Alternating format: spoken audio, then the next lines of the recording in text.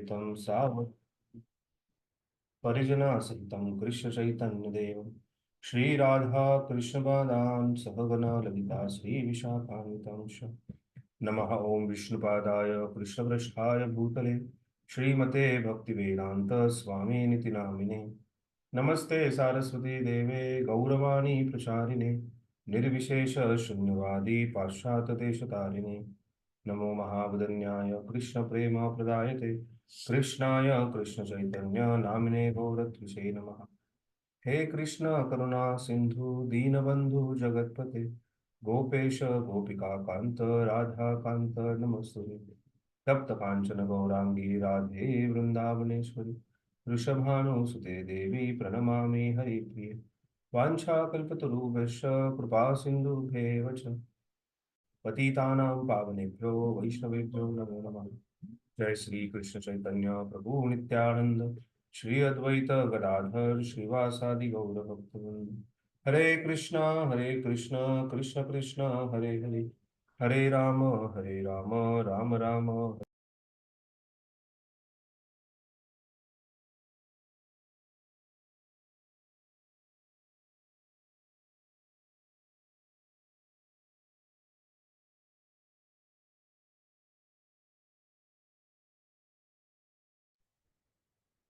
हरे कृष्णा सर्व भक्तांचं स्वागत आहे। तर आपण भक्तीची शुद्ध भक्तीची जी 6 लक्षणं आहेत ती शिकत आहोत। त्याच्यातले 4 लक्षणं जी आहेत ती पूर्ण झालेली आहेत। आपण पाहिलं कशा प्रकारे शुद्ध भक्ती जी आहे ही मोक्ष लभताकृत आहे। त्याचबरोबर शुद्ध भक्ती जी आहे ही शुभदा आहे। शुद्ध भक्ती जी आहे ही क्लेशाग्नी आहे, सर्व क्लेशातून मुक्त करणारी, सर्व शुभ प्रदान करणारी आहे। आणि त्याचबरोबर शुद्ध भक्ती जी आहे ती सुदुर्लभ आहे, अतिशय दुर्लभ आहे प्राप्त करण्यासाठी। सहजासहजी ही शुद्ध भक्ती जी आहे ही प्राप्त होत नाही। कोणाला काही प्रश्न आहे ह्या 4ही गोष्टींवरती, आतापर्यंत जी चर्चा झाली त्यावरती?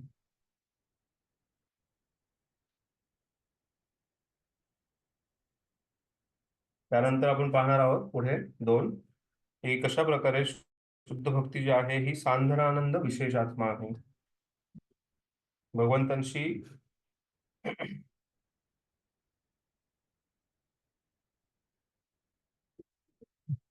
एकच मिनिट।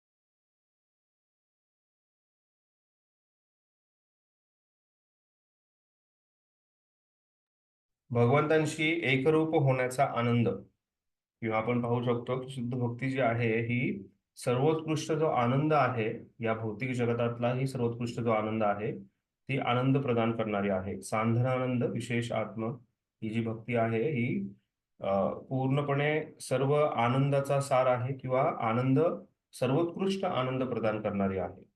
आपण पाहणार आहोत की कशा प्रकारे 2 प्रकारचे आनंद होत असतात। आध्यात्मिक आनंदांमध्ये किंवा मोक्ष प्राप्तीनंतरचा आनंद होणारा तो ब्रह्मानंद, आणि त्याचबरोबर भक्ती आनंद, भक्त्यानंद सुद्धा म्हणू शकतो त्याला आपण। या 2 आनंदांबद्दल आपण चर्चा करणार आहोत। आणि त्याचप्रमाणे पाहूयात की आनंद म्हणजे नक्की तरी काय, आणि तो आनंद कशातून प्राप्त होतो याची आपण चर्चा करणार आहोत।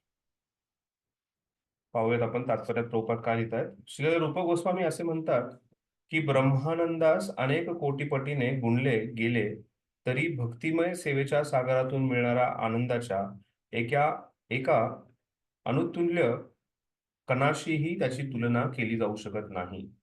या भौतिक जगतामध्ये ब्रह्मानंद जो आहे तो ब्राह्मण स्तरावरती प्राप्त झाल्यानंतर किंवा एखाद्या व्यक्तीला मोक्ष प्राप्त होतो, जो मुक्ती प्राप्त होते, तो आनंद जो आहे हा सर्वोत्कृष्ट आनंद मानला जातो. तर तुम्ही पाहिलं असेल, आपण शिकलोय ह्याच्या आधी की एक आहे पार्थिव रस. पार्थिव रस म्हणजे ह्या भौतिक जगतामध्ये इंद्रिय भोग केल्यानंतर व्यक्तीला जो आनंद प्राप्त होतो तो पार्थिव रस आहे. त्यानंतर स्वर्गात प्राप्त होणारा जो आनंद आहे, स्वर्गासारख्या स्वर्ग लोकामध्ये प्राप्त होणारा जो आनंद आहे, तो त्याच्यापेक्षा 100 पटीने जास्त आहे किंवा 1000 पटीने जास्त असं म्हटलं जातं. आणि त्यानंतर जो आनंद प्राप्त होतो तो म्हणजे ब्रह्मानंद. तो लाखो पटीने जास्त स्वर्गात जो प्राप्त होणार नाही. म्हणजे स्वर्गात गेल्यानंतर व्यक्तीला कसल्याही प्रकारे यातना भोगावी लागत नाही. स्वर्गात सुंदर जे काही त्याला प्राप्त ऐश्वर्य प्राप्त होतं, सौंदर्य प्राप्त होतं. स्वर्गात गेल्यानंतर त्या व्यक्तीला मृत्यूच्या यातना भोगाव्या लागत नाहीत. कसल्याही प्रकारचे आजार होत नाही, म्हातारपण नाही आहे. तो व्यक्ती जो आहे हा चिरतरुण राहून अतिशय जे काही भोग करायचे ते भोग करतो. त्यामुळे स्वर्गात प्राप्त होणारा जो आनंद आहे तो अतिशय जास्त मानला जातो ह्या पार्थिव रसापेक्षा, म्हणजे या भौतिक रसापेक्षा. त्याच्यापेक्षाही जास्त आनंद जो आहे हा ब्रह्मानंद मानला जातो. ब्रह्मानंद म्हणजे सर्वोच्च उच्च कोटीचा आनंद मानला जातो, ज्याच्यातून या भौतिक संसारातल्या ज्या जंजाळातून व्यक्ती जो आहे हा पूर्णपणे मुक्त होतो. आणि त्याच्यापेक्षाही लाखो करोडो पटीने जो आनंद आहे तो म्हणजे भक्ती आनंद आहे, जो भक्तीचा आनंद आहे. आणि तेच रूप गोस्वामी पाद इथे सांगतायत. सांध्यानंद विशेष आत्मा हे समजून सांगतायत की शुद्ध भक्तीमध्ये फक्त भगवंतांची सेवा करून, भगवंतांच्या चरणकमलांची सेवा करून व्यक्तीला जो आनंद प्राप्त होतो हा ब्रह्मानंदापेक्षा कोटी कोटी पटीने जास्त आहे. म्हणजे त्याची तुलना जी करताना त्यांनी सांगितलंय की एक हा ब्रह्मानंद, भक्तीचा आनंद जो आहे, भक्तिमय सेवेचा आनंद जो आहे हा एका समुद्राप्रमाणे आहे. आणि त्या समुद्रातला एक थेंब त्याच्याशी ही ब्रह्मानंदाची तुलना होऊ शकत नाही. तर हे आपण स्वतःही अनुभवू शकतो. म्हणजे भक्त जे आहेत हे जन्माष्टमी सारखा कार्यक्रम आहे किंवा बाकी दुसरे काही कार्यक्रम आहेत, त्यात दिवस रात्र अहोरात्र सेवा करतात. आणि अहोरात्र सेवा केल्यानंतर सुद्धा त्यांच्या चेहऱ्यावरती तो आनंद हरे असतो, एक कृष्ण, तुझा आवाज कमी आहे. आवाज कमी येतोय. बाकीच्या भक्तांनाही आवाज कमी येतोय का? हो हरे प्रभूजी, कृष्णा. बारीक नाही. बारीक येतोय. अच्छा. हरे कृष्णा. प्रभूजी येतोय क्लिअर माझ्याकडे आवाज. हा म्हणजे आम्हाला प्रभूजी जे लोक हेडफोन्स वापरतात त्यांना व्यवस्थित येतो. त्यांना क्लिअर आहे. हा. जे हेडफोन्स वापरत नाही त्यांना थोडस हे वाटेल, दुसरं काही नाही. नाही तर तुमच्या डिव्हाइस, मोबाईल किंवा लॅपटॉपचा जो आवाज वाढवण्याचा प्रयत्न करा तुम्ही. हा, शक्यतो हेडफोन्स वापरावा म्हणजे ते सोपं जातं. शक्यतो हेडफोन्स वापरावा ठीक. ऐकण्यासाठी. तर भक्तीतून आनंद जो प्राप्त होतो, ज्या सेवेतून आनंद, जसं जन्माष्टमीचं उदाहरण देत होतो मी, की भगवंतांची ती सेवा केल्यानंतर सुद्धा भक्त जो आहे त्याला दुःख नाही. पण एखाद्या वेळेस आपण स्वतःच्या इंद्रिय भोगासाठी किंवा दुसरे काही कार्य करण्यासाठी आपण जर करत असेल, तर त्यातून जो आनंद प्रदान होतो, तो आनंद जो आहे तो फार क्षणिक काळासाठी असतो आणि तो आनंद असा निरंतर राहत नाही. पण भक्तिमय सेवेतून केलेला आनंद जो आहे हा निरंतर काळासाठी राहतो. आणि त्या आनंदाच्या त्याच्यामुळेच भक्तांना जी आहे ही आणखीन जास्तीत जास्त भक्तिमय सेवा करण्याची इच्छा होते, स्फूर्ती प्राप्त होते. ती एक विशेषता आहे. पुढे प्रल्हाद महाराज काय सांगतायत, हरिसुधोदय या ग्रंथामध्ये प्रल्हाद महाराज सुद्धा भगवान नरसिंहदेवांना शांत करण्यासाठी जी प्रार्थना करतात, त्या प्रार्थनेत ते म्हणतात, हे जगदीश्वरा, मला तुमच्या उपस्थितीत दिव्यानंद प्राप्त होत आहे. मी जणू काही आनंद सागरात मग्न होत आहे. या आनंद सागराच्या तुलनेत ब्रह्मानंद एका वासराच्या खुराने केलेल्या खड्ड्यातील पाण्याइतका तुच्छ आहे, असे माझे मत आहे. त्याचप्रमाणे श्रीधर स्वामी आपल्या भावार्थ दीपिका नामक भागवत भाष्यात म्हणतात की हे प्रभू, काही भाग्यवान व्यक्ती तुमच्या भक्ती रसामृताच्या सागरात आनंदाने विहार करतात आणि तुमच्या दिव्य लीला कथामृतांचे पानही करतात. त्यामुळे त्यांना निश्चितच अशा श्रेष्ठ आनंदाची प्राप्ती होते की जो धर्म, अर्थ, काम, मोक्ष यापासून मिळणाऱ्या आनंदाला अगदी हीन ठरवीत असतो. असा दिव्य भक्तिमय सेवेतून मिळणाऱ्या आनंदाव्यतिरिक्त इतर कोणत्याही प्रकारच्या आनंदाला मार्गावर पडलेल्या तृणापेक्षा अधिक महत्व देत नाही. तर हा भक्तीच्या आनंदाची विशेषता आहे की भक्तीचा आनंद जो आहे हा सर्वोत्कृष्ट आहे. तर हे समजून सांगताना श्री रूप गोस्वामी पाद जे आहेत ते एक श्लोक सांगतात. त्याच्यात ते सांगतात, ब्रह्मानंदो भवेत एषचे परा परार्धा गुणकृतः गुणीकृतः नैती भक्ती सुखम बोधेद परमाणु तुलाम अपि परमाणु तुलाम अपि, की ब्रह्मानंदातून प्राप्त होणारे जो आनंद आहे, ब्रह्मन साक्षात्कारातून जो प्राप्त होणारा आनंद आहे, जो समाधीद्वारे व्यक्तीला प्राप्त होतो,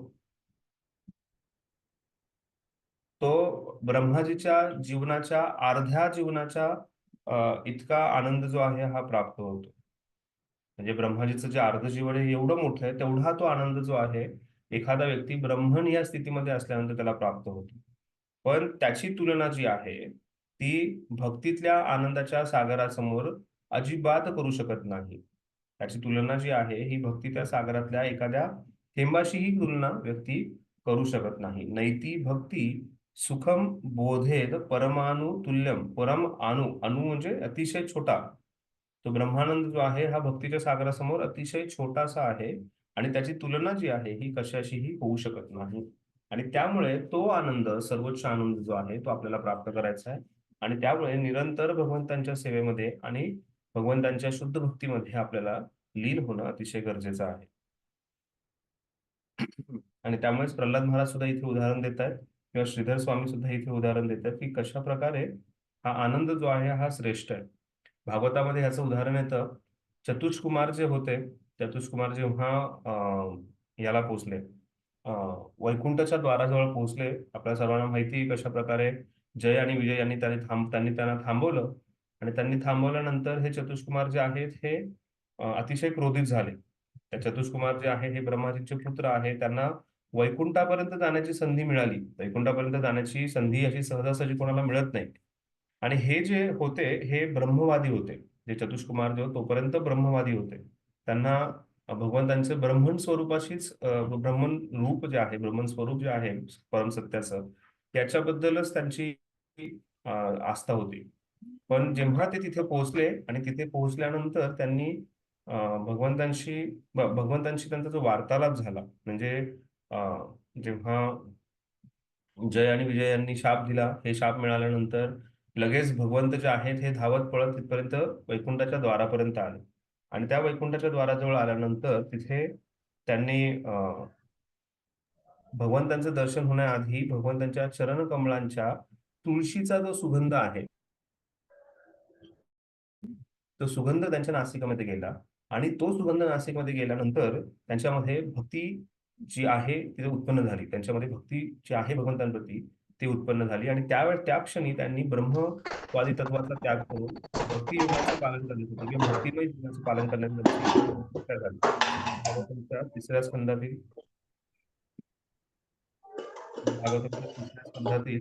जो 15वा अध्याय. हरे कृष्ण. कोणाच तरी माईक सारखा चालू होतं. ठीक आहे. श्रीमद भागवतातील तिसऱ्या स्कंदातील 15वा अध्याय जो आहे त्या 15व्या अध्यायातला 43वा श्लोक आहे. खूप छान श्लोक आहे हा. तर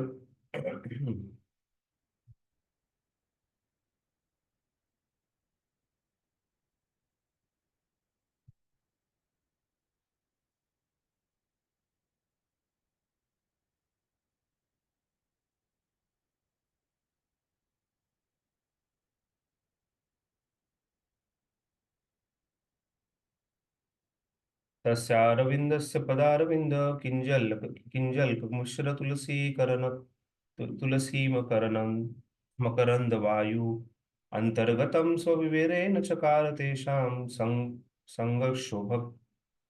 शोभक्षरचुषामपि चितत्वन्तो.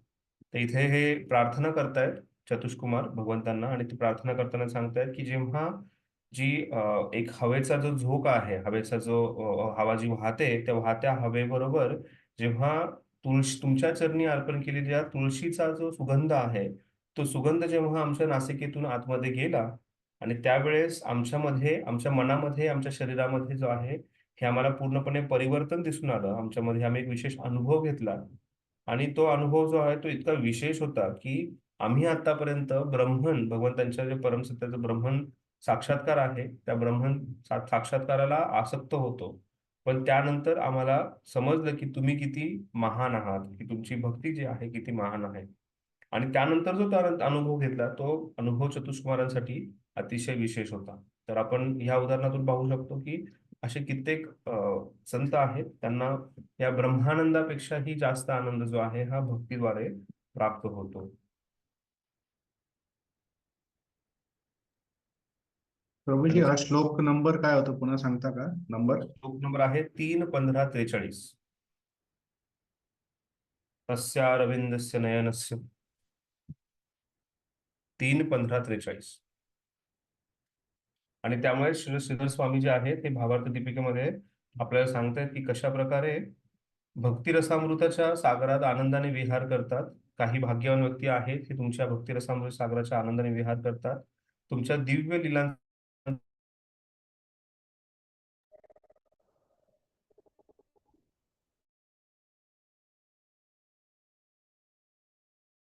जोपर्यंत आपण भगवंतांबद्दल श्रवण करणार नाही, भगवंतांच्या गुणरूप लीला नामाबद्दल श्रवण करणार नाही, भगवंतांच्या भक्ती योगाची महानता जी आहे ही जोपर्यंत समजणार नाही, भगवंतांची सेवा, भक्तिमय सेवा जी आहे त्या भक्तिमय सेवेची महानता जोपर्यंत आपल्याला समजणार नाहीये, आणि त्यासाठी श्रवण जे आहे हे अतिशय महत्वाचं आहे. कालही आपण पाहिलं की श्रवण जे आहे हे भक्तिमय सेवेतलं सर्वात महत्वाचं कार्य आहे. आणि जोपर्यंत आपलं श्रवण जे आहे हे योग्य होणार नाही, मग तो श्रवणामध्ये भगवंतांचं नाम जे आहे त्याचं श्रवण व्यवस्थित होणं गरजेचं आहे. भगवंतांच्या ज्या कथा आहेत त्या कथेचं श्रवण जे आहे हे व्यवस्थित होणं गरजेचं आहे. आणि जेव्हा आपण श्रवण जे आहे हे अतिशय तीव्रतेने घेऊ त्यावेळेस नक्कीच आपल्या भक्तिमय जीवनामध्ये वृद्धिंगत आपली भक्ती जी आहे ही वृद्धिंगत होणार आहे. आणि त्यामुळे सांधनानंद विशेष आत्मा हे आपण शिकतो त्याच्यामध्ये जो आनंद प्राप्त होणार आहे तो कृष्ण कथेद्वारे आनंद प्राप्त होणार आहे. आणि ती कृष्ण कथा जी आहे आपल्याला माहिती आहे की आपल्या आचार्यांनी चैतन्य महाप्रभूंनी सुद्धा स्वतःच्या जीवनातून दाखवून दिलंय की कृष्ण कथा जी आहे त्याचं जे पान व्यक्ती करतो तो नेहमी आनंदी राहतो, किंवा कृष्ण कथेमध्ये जो रस आहे तो रस अतिशय विशेष आहे. आपल्याला माहिती आहे चैतन्य महाप्रभू जेव्हा रामानंद रायांबरोबर चर्चा करत होते तर कित्येक वेळा त्यांनी ध्रुव महाराज आणि प्रल्हाद महाराजांची कथा वारंवार ऐकली. ते वारंवार ती कथा जी आहे ती ऐकत होते. किंवा आपण पाहतो की पुंडरीक विद्यानिधींचं काल उदाहरण पाहिलं आपण की कसं ज्या क्षणी त्यांनी भगवंतांचे जे कथेला सुरुवात झाली किंवा भगवंतांबद्दल त्यांनी गुणगान ऐकायला सुरुवात केली तर ते भावविभोर झाले. तर हे श्रवण जे आहे हे आपल्या जीवनामध्ये अतिशय महत्वाचं आहे. आणि त्यामुळे जेव्हा कधी आपल्याला श्रवण करण्याची संधी मिळेल त्यावेळेस आपण ती संधी दवडू नये. आणि विशेष करून जेव्हा शुद्ध भक्त, महान भक्त, जे वरिष्ठ भक्त आपल्याला कथन करतात तर त्यावेळेस नक्कीच आपण त्या श्रवणामध्ये भाग घेणं हे अतिशय गरजेचं आहे. तर हे आपण चर्चा केली सांधनानंद विशेष आत्मा म्हणजे शुद्ध भक्ती जी आहे किंवा भक्ती आनंद जो आहे हा अतिशय सर्वोत्कृष्ट आहे आणि सर्वोच्च स्तर आहे. त्यानंतर पुढे कृष्ण आकर्षणी ही श्रीकृष्णांना आकर्षित करते. ही जी भक्ती जी आहे ही श्रीकृष्णांना आकर्षित करते. तर शुद्ध भक्तीचं 6वं लक्षण आहे. अतिशय महत्वाचं आहे कारण आपल्या जीवनाचे आपल्या जीवनाचं महत्वाचे जे ज्यांच्यासाठी आपण भक्ती करतोय किंवा भक्तिमय जीवन आहे ते म्हणजे श्रीकृष्ण आहे. आणि त्यांना आकर्षित करणे हे आपल्याला अतिशय महत्वाचं आहे. आणि भक्तीद्वारे भगवंत जे आहेत हे भक्तापर्यंत आकर्षित होतात. तर एखादा भक्त जो आहे हा भगवंतांची भक्ती निरंतर करत असेल तर नक्कीच त्या भक्तीद्वारे तो भगवंत त्याच्यापर्यंत आकर्षित होतात. आणि त्यामुळे वारंवार भगवंत सांगतात की मी कोणाशीही कसल्याही प्रकारचा दुजाभाव करत नाही, पण माझ्या भक्तावरती माझं अतिशय जास्त प्रेम आहे. आणि आपण पाहतो की भक्तासाठी भगवंत जे आहेत हे नियमांचंही उल्लंघन करतात. भक्तासाठी भक्ती इतकी आकर्षक आहे की त्या भक्तासाठी भगवंत कुठल्याही स्तराला जाऊ शकतात, कुठेही जाऊ शकतात. आणि त्या प्रकारे भगवंत जे आहेत हे त्या भक्ताचं रक्षण करतात आणि किंवा त्या भक्ताकडे ते भक्तावरती ते भक्ताच्या प्रेमाचं आस्वादन करतात आणि भक्ताशी प्रेममय रेसिप्रोकेशन सुद्धा भक्त आदान प्रदान सुद्धा भगवंत करतात. तर श्रीकृष्णांना आकर्षित करणे हे शुद्ध भक्तीचं 6वं लक्षण आहे. श्रीकृष्ण आकर्षणी. श्री रूप गोस्वामी म्हणतात की भक्तिमय सेवा श्रीकृष्णांनाही आकर्षित करते. श्रीकृष्ण सर्वांनाच आकर्षित करतात, पण भक्तिमय सेवा भगवान श्रीकृष्णांनाही आकर्षित करते. भक्तिमय सेवेच्या सर्वोच्च अवस्थेचे प्रतीक म्हणजे श्रीमती राधाराणी. श्रीकृष्णांना मदन मोहन असे म्हणतात. मदन मोहन याचा अर्थ हे इतके आकर्षक आहेत की ते हजारो कामदेवांना आकर्षित करतात. तथापि श्रीमती राधाराणी त्यांच्यापेक्षाही अधिक आकर्षक आहे, कारण ती भगवान श्रीकृष्णांना आकर्षित करू शकते. म्हणून भक्त तिला मदन मोहन मोहिनी अर्थात मदनाला आकर्षित करणाऱ्या श्रीकृष्णांनाही मोहित करणारी असे म्हणतात. तर मदन मोहन जे कामदेव आहेत, त्या कामदेवांना सुद्धा आकर्षित करणारे. जन्माष्टमीचं जे लेक्चर राधेश्यामपूरने दिलं होतं, तर त्याच्यामध्ये प्रभूजी फार छान वर्णन करत होते भगवंतांचे. आणि त्याच्यामध्ये वर्णन करताना प्रभूजी सांगत होते की एक भौतिक जगतात कामदेव आहेत, देवता आहेत ते, आणि आध्यात्मिक जगतामध्ये कामदेव आहेत. भौतिक जगतातले जे कामदेव आहेत ते प्रत्येकावरती कामवासनेचा वार करतात, आणि त्या वारामुळे प्रत्येक व्यक्ती जो आहे हा कामवासनेने प्रभावित होतो आणि तो वाहून जातो. पण आध्यात्मिक जगतातले जे कामदेव आहेत ते म्हणजे मदन मोहन आहेत. आणि ते जे आहे ते जेव्हा एखाद्या व्यक्तीकडे आकर्षित होतात किंवा व्यक्ती त्यांच्याकडे आकर्षित होतो, तर त्याच्या जीवनामध्ये कसल्याही प्रकारचा भौतिक विकार येत नाही, आणि तो आध्यात्मिक विकार असतो. आणि हे जे कामदेव आहेत, आध्यात्मिक कामदेव म्हणजे मदन मोहन जे आहेत, हे कामदेव जे आहेत भौतिक जगतातले अशा हजारो कामदेवांना आकर्षित करतात. कामदेव जे आहे जेव्हा भगवंतांचं सौंदर्य ते पाहतात ते आकर्षित होतात. म्हणजे भगवंतांचं सौंदर्याचं वर्णन, कृष्ण या शब्दाचाच अर्थ आहे सर्व आकर्षक.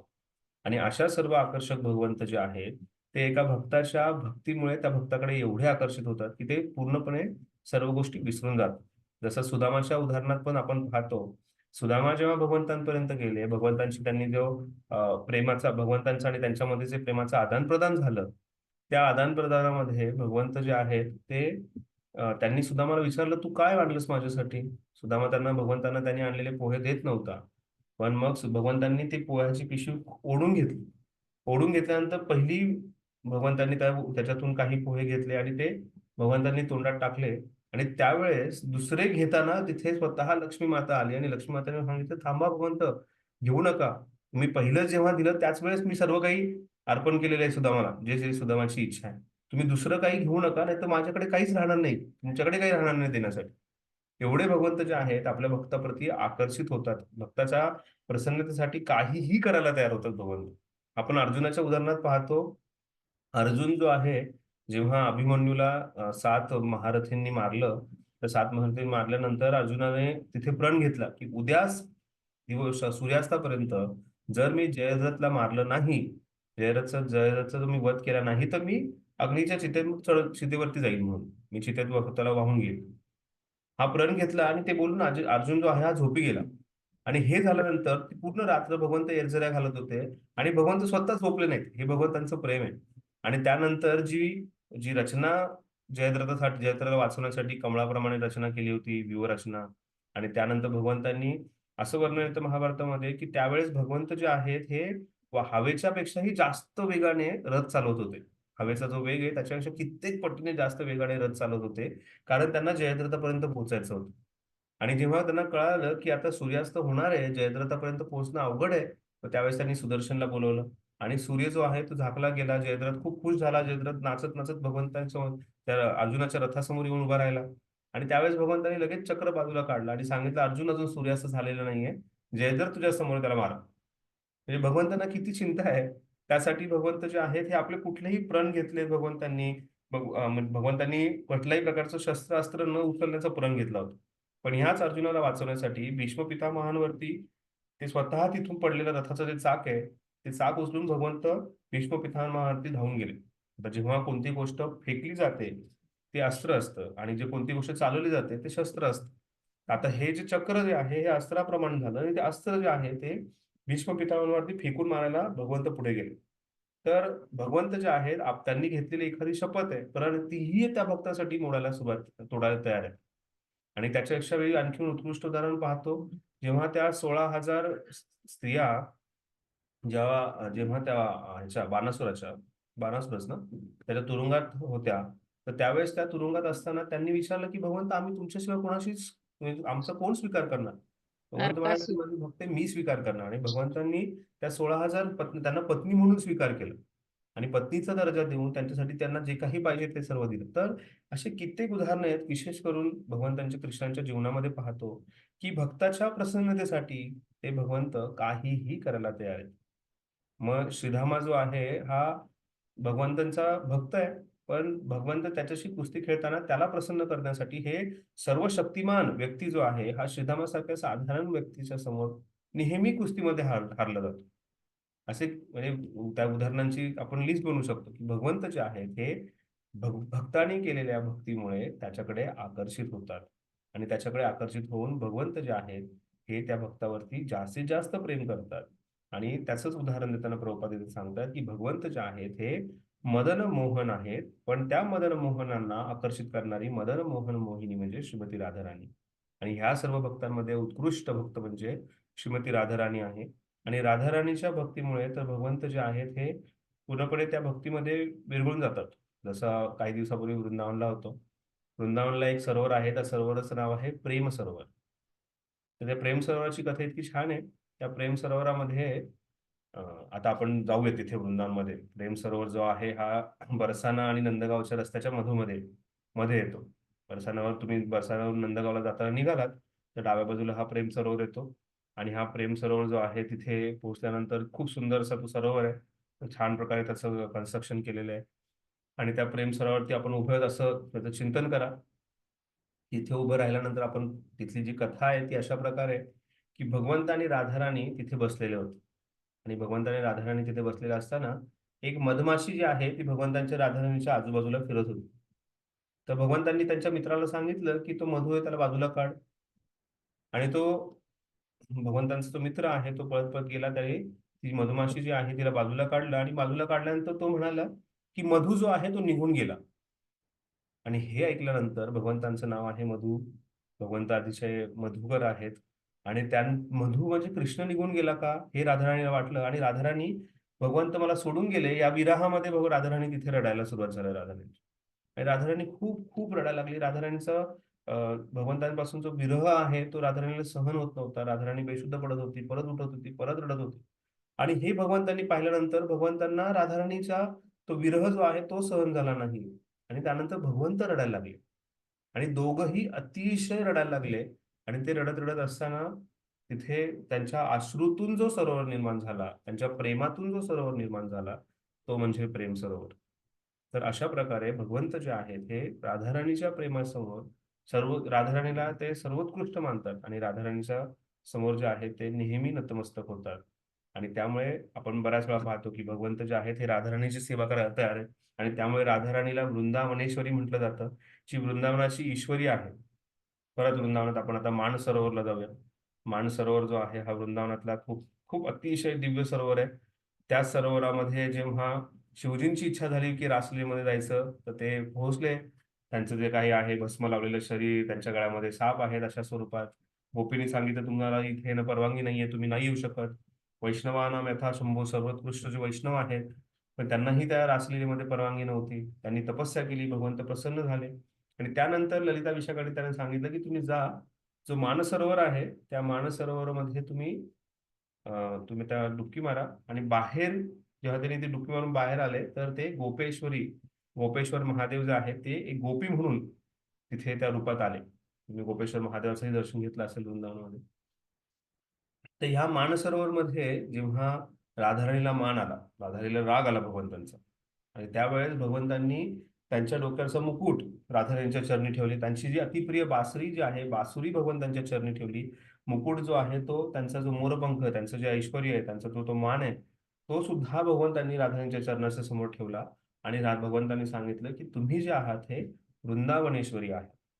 तर अशा प्रकारे कृष्ण जे आहेत हे भगवंतांच्या भक्तांच्या भक्तीसमोर, भक्तांच्या प्रेमासमोर पूर्णपणे नतमस्तक होतात आणि त्यांच्या भक्तीमुळे अतिशय आकर्षित होतात. अशा प्रकारे कृष्ण जे आहेत हे सर्वोत्कृष्ट आकर्षक भक्त भगवंत जे आहेत, सर्वोच्च आकर्षक भक्त जे आहे ते भगवंत जे आहेत ते भक्तांच्या भक्तीमुळे त्या भक्ताकडे आकर्षित होतात. त्यामुळे भक्तांना काळे आहेत, गोरे आहेत, नकटे आहेत, छोट्या आहेत, मोठ्या आहेत, कुठला रंग, रूप, जाती याची काहीच गरज पडत नाही. मग तो चांडाळ जरी असेल पण जरी तो भगवंतांची भक्ती करत असेल तर भगवंत त्याच्याकडे पूर्णपणे आकर्षित होतात. म्हणजे ह्या जगामध्ये कित्येक लोकांचा प्रयत्न चालू आहे स्वतःला आकर्षक बनवण्याचा, आणि किती त्यांचा आकर्षक बनवून एकच प्रयत्न आहे की समोरचे एक 100 लोक नाही तरी मला लाईक करावं. ते फेसबुकवरती, इन्स्टावरती फोटो काढायचा आणि टाकायचा. मग त्याच्यावरती लाईक येणार, डिसलाईक येणार, जे काही फॉलोअर्स बनणार, आणि त्याच्यामुळे खुश होतात. पण आता इथे आपलं जीवनाचं ध्येय ध्येय काय आहे? भक्तांच्या जीवनाचं ध्येय, या चरण कमळांना धारण करून या गळ्यामध्ये कृष्ण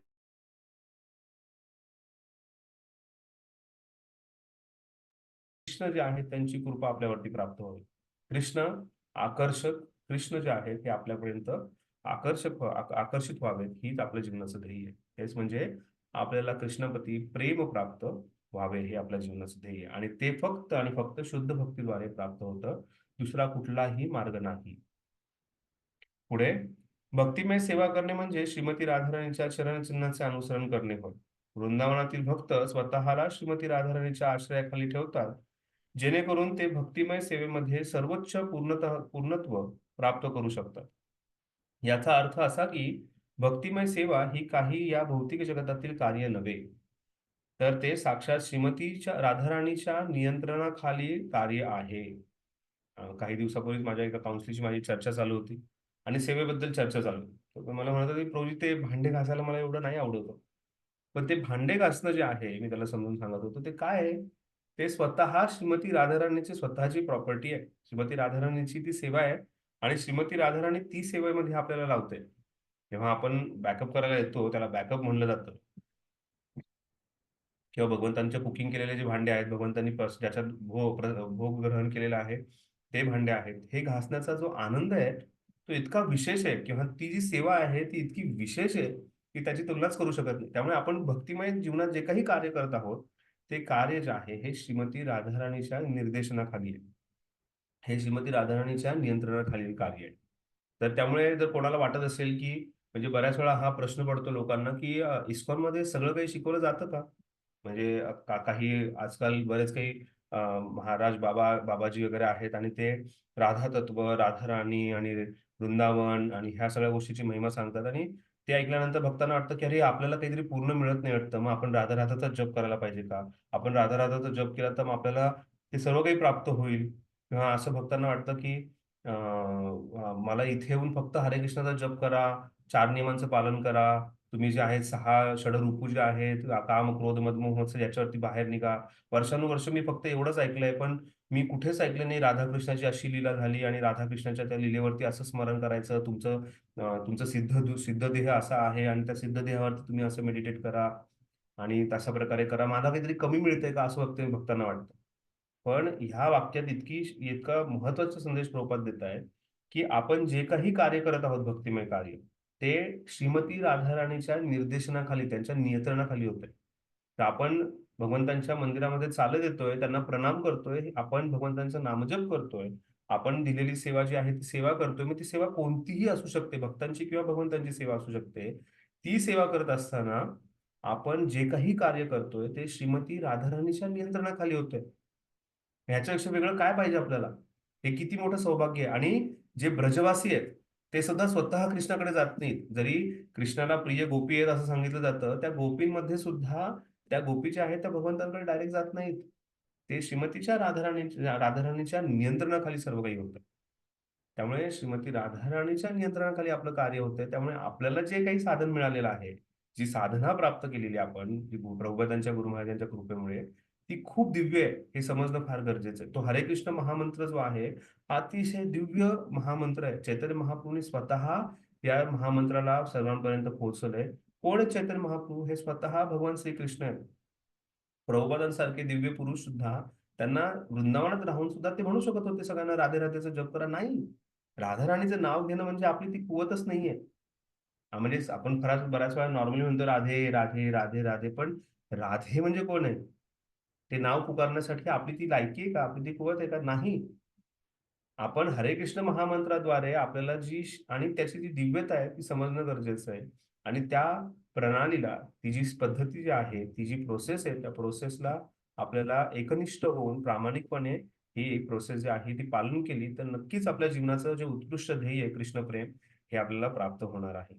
आणि त्यामुळे कशाही प्रकारे विचलित न होता, कारण भक्तिमय जीवन जे आहे, आपण कालच चर्चा करत होतो की ती तारेवरची कसरत आहे. ही तारेवरची कसरत अशा प्रकारे सुद्धा आहे की अशा प्रकारे सुद्धा विचलित करणाऱ्या बऱ्याचशा गोष्टी आपल्या कानावरती पडू शकतात. आणि आपण म्हणू की बाबा मी आध्यात्मिकच श्रवण केलं होतं आणि ते श्रवण करताना मला ही गोष्ट कळाली. आणि त्यामुळे आतापर्यंत इस्कॉनमध्ये असे कित्येक भक्त जे आहेत हे काहीतरी सहज गोष्टी ऐकून किंवा काहीतरी अशा गोष्टी ऐकून तिथून निघून गेलेत आणि त्यानंतर दुसऱ्या गोष्टीचं पालन करतात किंवा पालन करण्याचा प्रयत्न करतात आणि त्यांना वाटतं की मला इथे काहीतरी मिळालंच नाही. हे अतिशय चुकीचं आहे. आणि जो भगवान प्रभुपादांचे ग्रंथ व्यवस्थित वाचत नाही, त्या व्यक्तीला हे नेहमी चुकीचं वाटणार आहे. त्याला नेहमीच इथे कुठेतरी काही कमी मिळतं असं वाटणार आहे. आता हे जे वाक्य आहे, हे वाक्य साधारण नाहीये, की आपली भक्तिमय कार्य जे आहेत, हे श्रीमती राधाराणीच्या नियंत्रणाखाली होतात. हे अतिशय महत्त्वाचा संदेश प्रभुपाद देत आहेत. पण मग आपलं त्याच्यासाठी मग फक्त नेहमीच रासलीलेची चर्चा करणं गरजेचं नाहीये. त्याच्यासाठी नेहमीच भगवंतांचे आणि राधाराणीचे कुठलेतरी दिव्य कॉन्फिडेन्शियल पास्टाईम जे आहेत, कॉन्फिडेन्शियल लीला ज्या आहेत, गुह्य लीला आहेत, त्याची चर्चा करायची गरज नाहीये. कारण त्या चर्चेपर्यंत पोहोचण्याची आपली कुवतच नाहीये. आम्हाला सुरुवातीच्या दिवसांमध्ये जेव्हा आम्ही कृष्ण पुस्तक वाचायचो, तर त्या कृष्ण पुस्तक वाचताना आम्ही म्हणजे आतापर्यंत 4-5-6 वेळा कृष्ण पुस्तक वाचलं असेल, तर आत्ता शेवटी जो आहे रासपंचाध्याय वाचा म्हणून सांगितलं. तर आम्ही जेव्हा मुलांना शिकवतो, तर रासपंचाध्याय नाही शिकवत. कारण रासपंचाध्याय म्हणजे रासलीलेचं जे वर्णन करण्यात आलेलं आहे, ते ऐकल्यानंतर माणूस विचलित होतो किंवा वस्त्रहरणाची जी लीला आहे, ते वाचताना व्यक्ती विचलित होऊ शकतो. मग स्वतःच्याच इंद्रियांवरती नियंत्रण नाहीये आणि तुम्ही काहीतरी उच्च ऐकायचं आणि तिथपर्यंत पोहोचायचं आहे, त्यात काही अर्थ नाहीये. त्यामुळे प्रभुपादांनी जी प्रोसेस दिलेली आहे, त्या विधिविधानांचं पालन करत हळूहळू आपण जे आहे हे प्रभुपादांचे ग्रंथ व्यवस्थित वाचायचे आहेत आणि त्यानंतर आचार्यांचे ग्रंथ वाचून आपल्याला सर्व काही प्राप्त होणार आहे. त्यामुळे भगवंत जे आहेत हे सर्व आकर्षक आहेत आणि हे सर्व आकर्षक भगवंतांसाठी आपल्याला शुद्ध भक्ती करणे गरजेचे आहे, जी शुद्ध भक्ती श्रीमती राधाराणीच्या नियंत्रणाखाली चालू आहे. भगवद्गीतेत असे म्हटले आहे की महात्मा किंवा महान लोक हे सदैव दैवी प्रकृती अर्थात अंतरंग शक्तीच्या म्हणजे श्रीमती राधाराणीच्या संरक्षणाखाली असतात. म्हणून भक्तिमय सेवा ही भगवान श्रीकृष्णांच्या अंतरंग शक्तीच्या नियंत्रणाखाली असल्यामुळे स्वतः भगवान श्रीकृष्णांनाही आकर्षित करते. या संबंधी स्वतः भगवंतांनी श्रीमद भागवतात 11:14-20 मध्ये पुढील प्रमाणे पुष्टी दिलेली आहे. त्यात ते उद्धवाला सांगतात, प्रिय उद्धव, तू माझ्याकडून हे जाणून घे की माझ्या भक्तांनी केलेल्या माझ्या भक्तिमय सेवेविषयी मला जे आकर्षण वाटते, ते आकर्षण योग साधना, तात्विक तर्कवाद, कर्मकांड, वेदांताचे अध्ययन, तपश्चर्या आणि स्वतःकडील सर्वस्व दान करूनही प्राप्त होऊ शकत नाही. तर कसल्याही प्रकारचं दान, तप, नंतर मेंटल स्पेक्युलेशन, तर्कवाद, कर्मकांड, कसल्याही प्रकारची योग साधना, कसल्याही प्रकारची तपश्चर्या, अध्ययन, या कुठल्याही गोष्टीद्वारे कृष्ण भक्ती प्राप्त होऊ शकत नाही. आणि त्यामुळे कृष्ण भक्ती जी आहे ही तपस्येसाठी नाहीये. कृष्ण भक्ती जी आहे हे सर्व प्रकारचं ज्ञान प्राप्त करून पंडित होण्यासाठी नाहीये. कृष्ण भक्ती जी आहे ही आपल्या स्वतःच्या मनात आलेले काहीतरी तर्क आहे किंवा तात्विक तर्कवाद करून कृष्ण भक्ती नाही. कुठल्याही प्रकारचे यज्ञ, पूजा, उपवास, उपासना करून, कर्मकांड करून कृष्ण भक्ती प्राप्त होणार नाहीये. कृष्ण भक्ती जी आहे ही सर्व काही दान करून सुद्धा प्राप्त होणार नाही. कृष्ण भक्ती जी आहे, जी शुद्ध भक्ती जी आहे, त्यासाठी आपल्याला प्रभुपादांनी दिलेला जो मार्ग आहे त्याचंच व्यवस्थित पालन करायचं आहे आणि त्याच्याद्वारे भगवंत जे आहेत हे नक्की आकर्षित होणार आहेत, हे भगवंत इथे सांगतायत. माझ्या भक्तांनी, परंतु ती कार्य माझ्या भक्तांनी केल्यास भक्तिमय सेवे इतकी आकर्षक नाहीत.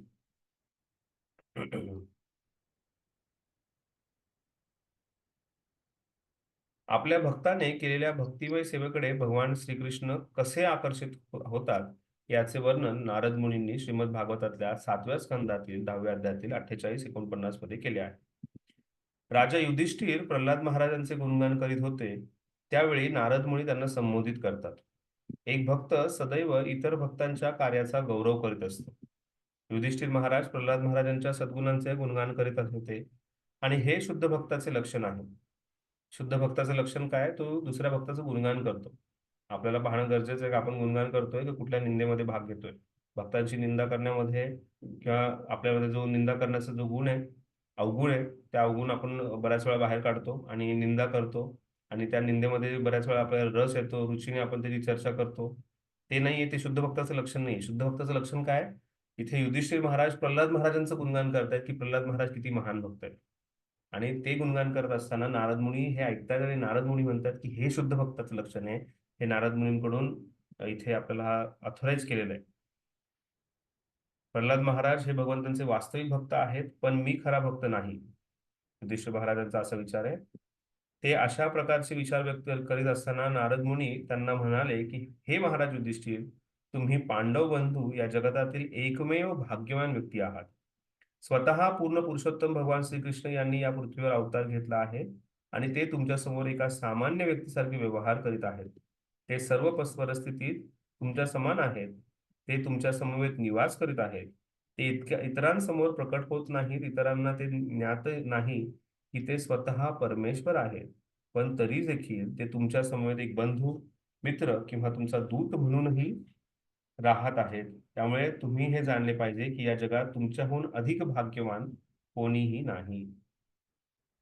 पांडवाच्या उदाहरणातून, कुंती महाराजांच्या उदाहरणातून आपण पाहतो, द्रौपदीच्या उदाहरणातून पाहतो की त्यांच्या भक्तीमुळे भगवंत त्यांच्याकडे एवढे आकर्षित झाले की भगवंत त्यांच्यासमोर दूत बनायला तयार आहेत. त्यांच्या रथाचे सारथी बनायला तयार आहेत. भगवंत त्यांच्यासमोर मित्र बनायला तयार आहेत. युधिष्ठिर महाराज जेव्हा भगवंतांच्या समोर यायचे, भगवंत त्यांच्या समोर झुकून त्यांना प्रणाम करायचे. भीम अर्जुनाला भगवंत आलिंगन करायचे. नकुल सहदेवाचे भगवंत त्यांना आशीर्वाद द्यायचे. कुंती महाराणी समोर नतमस्तक व्हायचे. त्यांना त्यांच्या प्रसन्नतेसाठी भगवंत नेहमी धावून जायचे. मग ती उत्तरा असो किंवा पांडव असो, अर्जुन असो, युधिष्ठिर भीम असो, यांच्या सर्वांच्या रक्षणासाठी भगवंत सदैव उभे राहिले. ही भगवंतांची त्यांच्या प्रतीचं जे प्रेम आहे. आणि त्यामुळे नारद मुनी म्हणतात युधिष्ठिर महाराज तुम्ही प्रल्हाद महाराजांचं गुणगान करताय, पण तुम्हीही अतिशय भाग्यवान व्यक्ती आहात.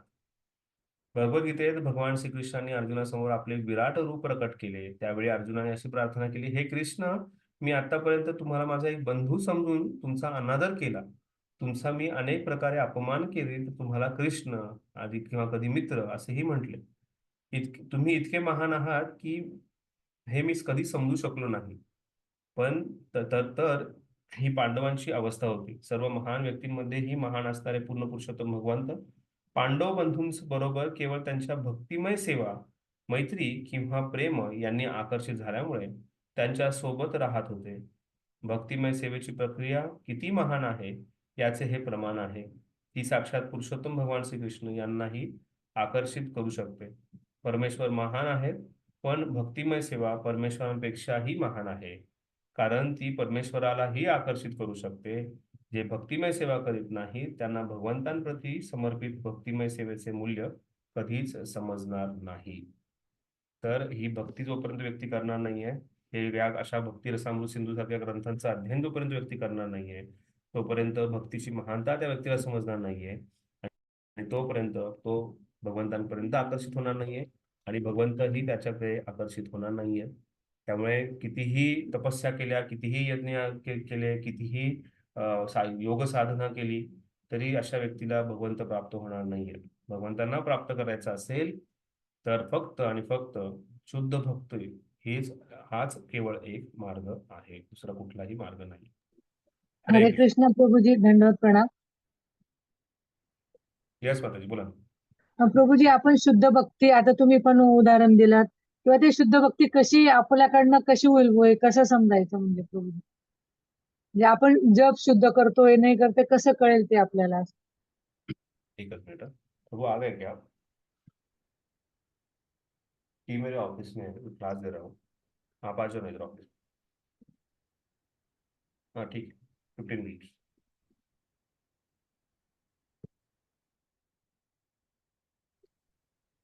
नाहम विप्रो न चरपति नापि वैश्यो न शूद्रो नाहम वर्णी न च ग्रहपति न वनस्तो गतिर्वा किंतु प्रोद्यान अखिल पूर्णामृतभीर गोपीर भरतूर पदकमलयोर दास दास दास दासानुदास. ह्याच्याशिवाय दुसरं काहीच करायचं नाहीये. आपल्याला वारंवार या गोष्टीची आठवण करून द्यायची की मी स्त्री नाहीये, मी पुरुष नाहीये. मी आपली जी आपण ज्या काही भौतिक आपण पदव्या धारण केलेल्या आहेत, ज्याच्या काही आपली भौतिक ओळख आहे, ती सोडून द्यायची की मी विप्र नाहीये, म्हणजे मी ब्राह्मण नाहीये, मी क्षत्रिय नाहीये, ना वैश्य आहे, ना शूद्र आहे. मी कशाही प्रकारे मी जो आहे मी ब्रह्मचारी, गृहस्थ, वानप्रस्थ, संन्यासी नाहीये. मी कोण आहे? माझी स्थिती जी आहे ही गोपीर भरतूर पदकमलयोर दास दास दास अनुदास. जेव्हा मी सांगतो दास दास अनुदास, त्याच्यामध्ये फार सोपं आहे.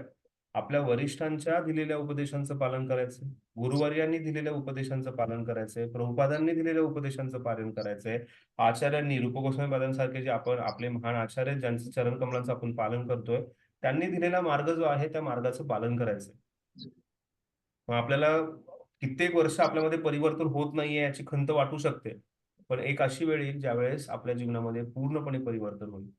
कारण कृष्ण जे आहेत हे योग्य वेळेस योग्य गोष्टी करणार आहेत. कृष्ण जे आहेत हे माझ्या जीवनाचे, मी जर भगवंतांप्रती भक्ती करत असेल तर या शब्दांवरती आपला विश्वास असणं गरजेचं आहे की आपल्या भक्तीमुळे कृष्ण आकर्षित होणार आहे. मग ती भक्ती करताना आपण तीव्रतेने जप करतोय का?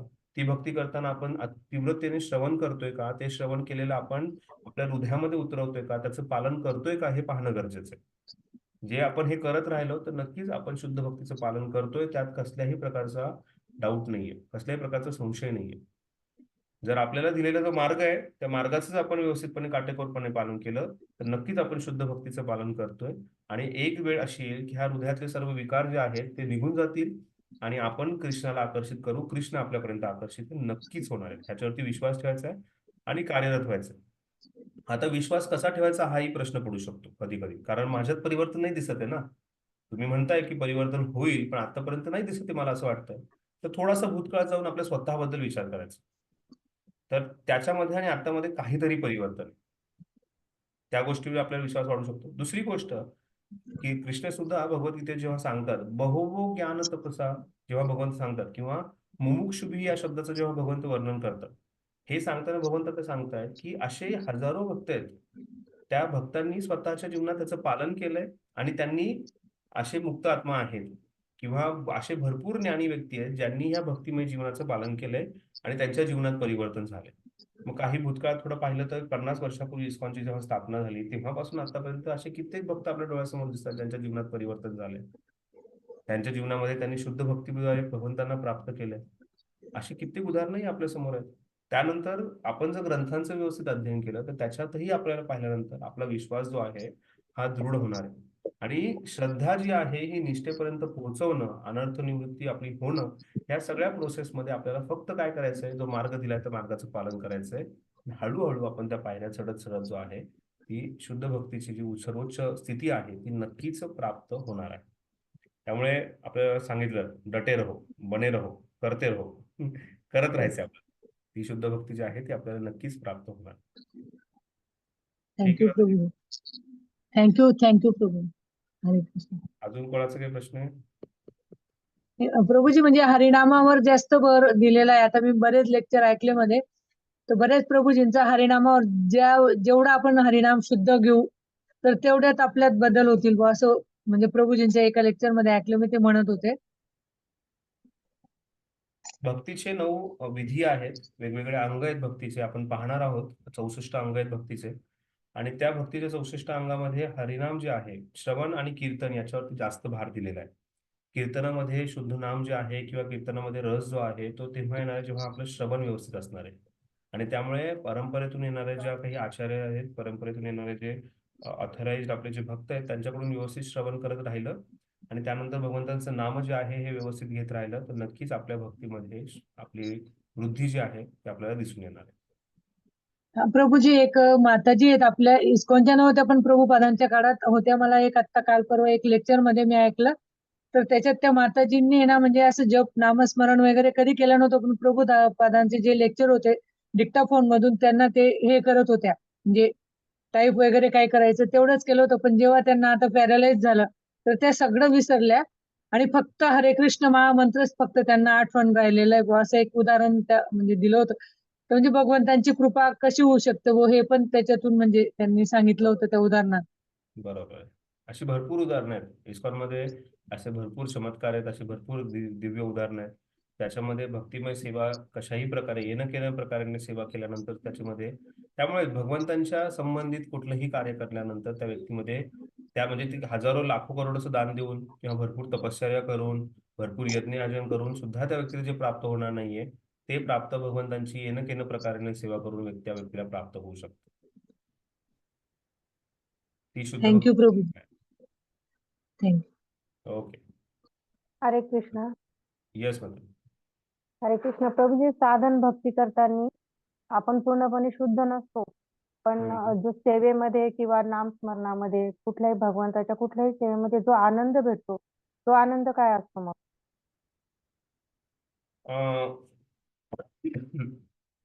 ती भक्तीची विशेषता आहे.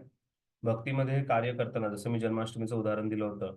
जन्माष्टमीच्या उदाहरणामध्ये जन्माष्टमीचा उपवास जो आहे रात्री 12 पर्यंत उपवास भक्त करतात. 1-1:30 वाजेपर्यंत जागे राहतात. तरीही ते आनंदात असतात. किंवा तुम्ही हरिनाम संकीर्तनामध्ये जसं आता काही दिवसापूर्वी पुण्यामध्ये प्रेम संकीर्तन झालं.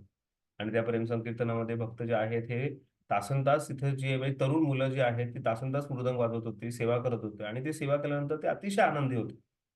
तर भगवंतांची सेवा केल्यानंतर त्या व्यक्तीला जो आनंद प्राप्त होतो, ते भगवंतांपासून भगवंतांची त्याच्यावरती जी कृपा आहे, भगवंतांचा तो प्रसाद आहे किंवा भगवंतांचं त्याच्यावरतीचं जे आदान-प्रदान आहे ते विशेष आहे. आणि त्यामुळे भक्तिमय सेवेमध्ये कसल्याही प्रकारचा अपराध न करता, निंदा न करताच आपण सेवा केली तर आनंद हा नक्कीच प्राप्त होणार आहे. आणि तो आनंद भगवंत आपल्याला त्याचा अनुभव देतात, जेणेकरून आपल्या भक्तीवरची श्रद्धा दृढ होत राहावी आणि त्याचबरोबर भक्तीमध्ये आपण अधिक जास्तीत जास्त प्रगती करावी. त्यामुळे तो भगवंतांकडून आनंद प्राप्त होतो.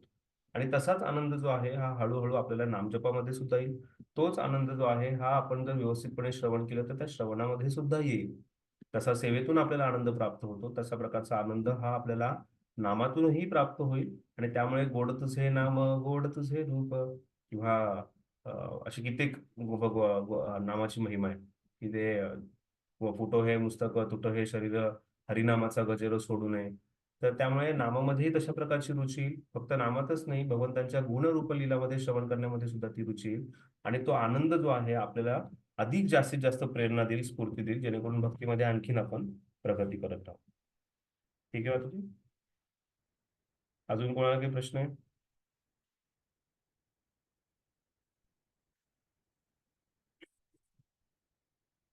ठीक आहे, आता इथे आपण विराम देऊयात. उद्या जे आहेत आपण भक्तीची प्रथम अवस्था जी आहे त्याच्यामध्ये साधना भक्तीवरती जास्त भार दिलेला आहे. त्याची आपण चर्चा करणार आहोत की साधना भक्ती काय आहे, तर त्या साधना भक्तीची विशेषता काय आहे ते पाहणार आहोत. आणि त्यानंतर साधना भक्तीतून रागानुगा भक्तीमध्ये व्यक्ती कसा जातो त्याची ही चर्चा आहे. उद्या आपण सर्वात पहिल्यांदा भक्तीची प्रथम अवस्था साधना भक्ती जी आहे त्यावरती चर्चा करणार आहोत. हरे कृष्ण. धन्यवाद. श्रील प्रभुपाद की जय. भक्ती रसामृत सिंधू की जय. अशी आपण वृंदावन परिक्रमा हरे करत कृष्ण, राहतो. धन्यवाद. त्यामुळे आज मला मानस सरोवर, प्रेम सरोवरला जायला भेटलं. धन्यवाद. हरे कृष्ण. तुमच्यामुळे आम्हाला जायला भेटलं प्रभूजी. ठीक आहे, उद्या संध्याकाळी